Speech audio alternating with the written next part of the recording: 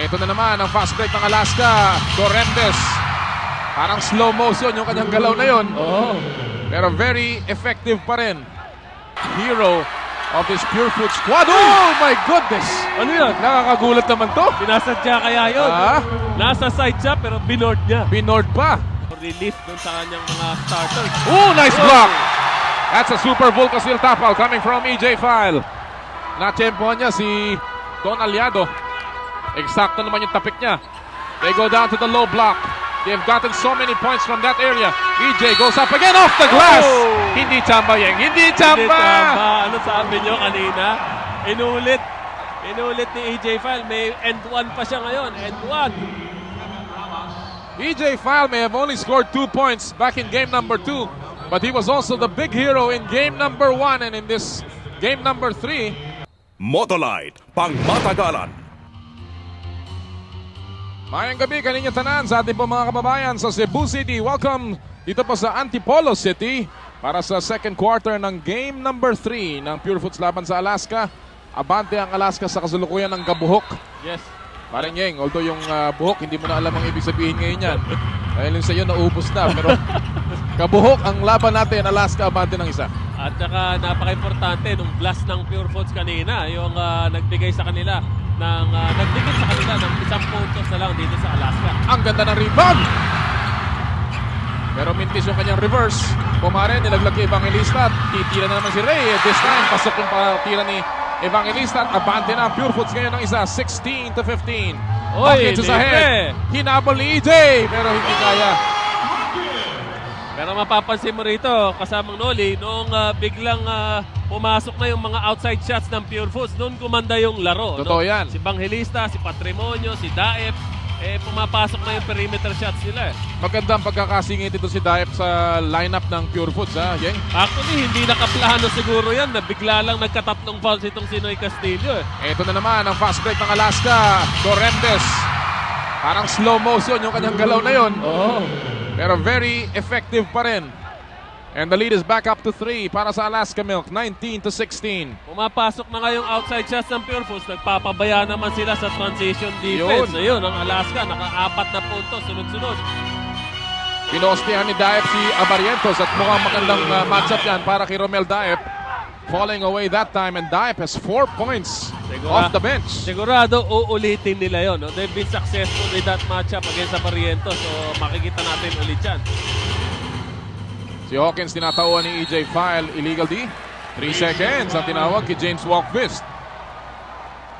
Tignan natin dito. We expect them to go to the same isolation play. Ano, yung Daep Abarientos dahil nakita nila. Uy, nakashoot ito si Daep ha. Ay. Pressure rin na natin yung depensa ni Johnny. Pumipwes na naman si Daep doon yan. sa low block, sa bandang kaliwa. Yan po ang ating talaan sa second quarter. Yan. Tama hula natin. Sa kanya nga punta ulit. Wala pa rin double team. Hindi nila inaasahan itong play na ito eh. Daep, aangat na naman. Patay na naman. Anin na yan. Sigurado, pagbalik yan ulit ang Yan na play lang. na. Oh, sige. Gagatasan na husto yan. Hanggang maubos yung gatas. Mismatch sa height eh. So isang turnaround lang, hindi na maaabutan yung tira niya. Hawkins sa labas. He's the best 3-point shooter ng Alaska in this series. Missing his PLDT 3-point shot. Abarientos, laban kay Daep. Gusto ng isolation, gustong bawian ni Johnny. Lulusutan si Daep. Ayun, pinawian nga. Pinawian ng gusto, pero wala. May foul. And Romel Daep will pick up his second foul now. Tim Cone, medyo abala siya dun sa tawag na yun. Ang kanyang feeling, dapat i-count yung tira. Samantala, ito yung sinasabi natin ginagatasang play ng Pure Foods, Yeng. Oo. Taking advantage of that mismatch. So isang simpleng turnaround for Daep, kitang-kita niya yung basket. Slow mo na yan. Brought to you by PLDT, the power of convergence. Now, ang tanong doon, of course, sa Alaska, depensa ng Alaska, as we take a look at this walk-fist jump shot.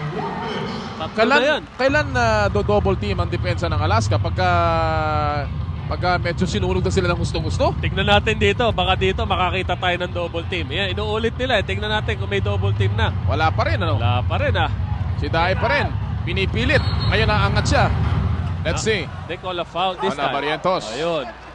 So sooner or later, they're going to have to send some help dito kay Johnny Abarientos. Nabanggit mo si James Walkfish na nakakatatlo na. Yes, indeed. Oo. 6 na puntos na si Walkfish. At mukhang yun sa kabilang dako naman, hindi nire-respeto ng Pure Foods ang outside shot ni James Walkfish. Chris, open shots yun tatlong yun. Ito na naman, yung matchup na yan. Daep, sisingit sa loob. This time, nasarado ang baseline. Oo, sa baseline siya dumaan masikip dun. Narito si Aliado. Abarientos. 21-20. Abarientos is away off the glass. Missing that one, pero may foul na makukuha.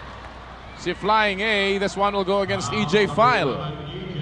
Ayaw pumayag ni Johnny na siya lang ang i-isolate. So sabi niya sa Oo. kabila, ikaw naman ang gagantihan ko. Tsaka ang gusto kong isolation, kasama na si EJ File.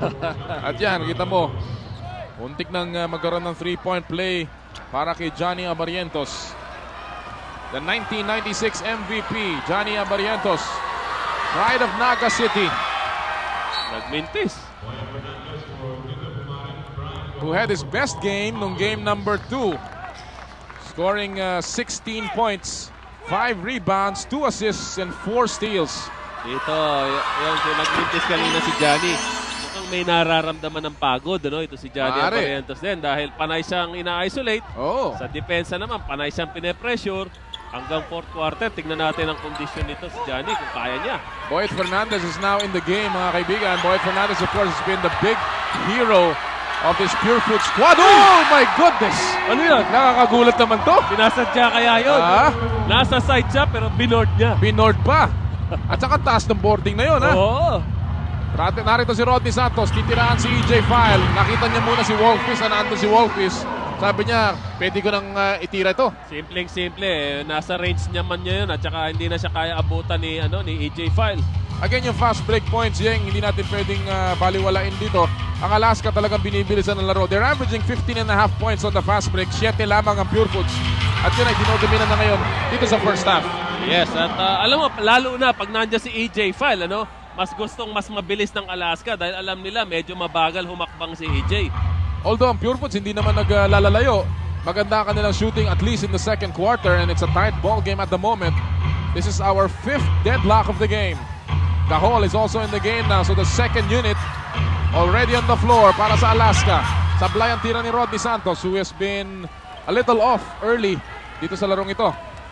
We're not seeing too many double teams from both sides. Ayaw muna nilang dumouble team habang nandito pa tayo. Medyo maaga pa siguro para sa kanila. Yun ang sorpresa yung lalabas nila siguro sa second half. Yes. Patrimonio laban kay Aliado. Sinisipat ang basket.